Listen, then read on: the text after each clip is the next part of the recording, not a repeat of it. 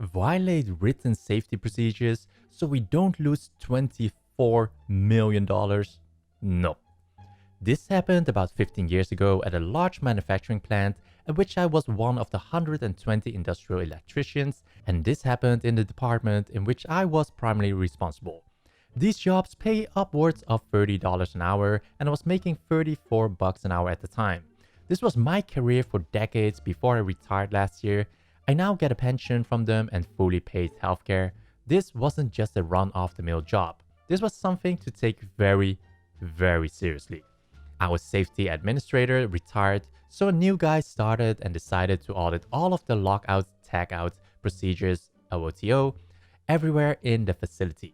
This place employed 4,000 people and was over 1.5 million square feet, so it was a massive undertaking.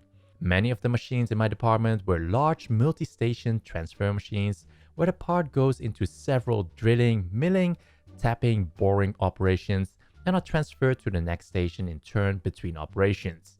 Basically, the operator loads a raw part into it, and once it comes back around to him or her, it's finished. The cycle time for this machine was about 1 minute and was a key part in expensive final products costing upwards of $5,000 each. It was made clear to me that the company lost $5,000 for every minute the machine was idle as a way of instilling urgency as if I needed it.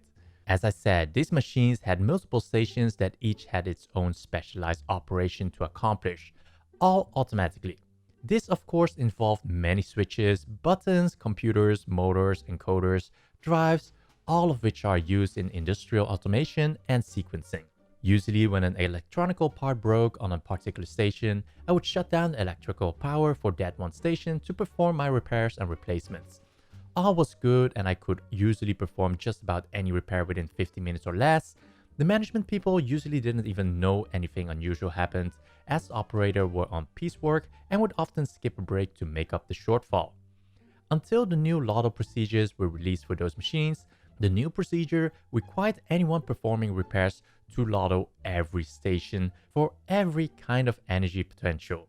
This includes electrical, pneumatic, hydraulic, and gravity. Since this was a union facility, this requires the services of an electrician, a plumber, a mechanic, and a millwright. It also required about 4 to 8 hours of work to complete this task. Keep in mind, these were huge machines that would take up an area the size of a gymnasium and cost tens of millions of dollars to buy.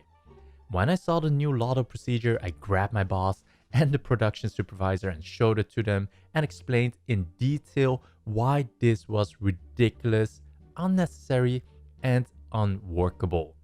My boss got the safety administrator and we all had a conference and I was told basically that's the way it is. The next day, a type of switch called a proximity switch failed on one of these machines, normally a 5 to 10 minutes repair. Cue malicious compliance.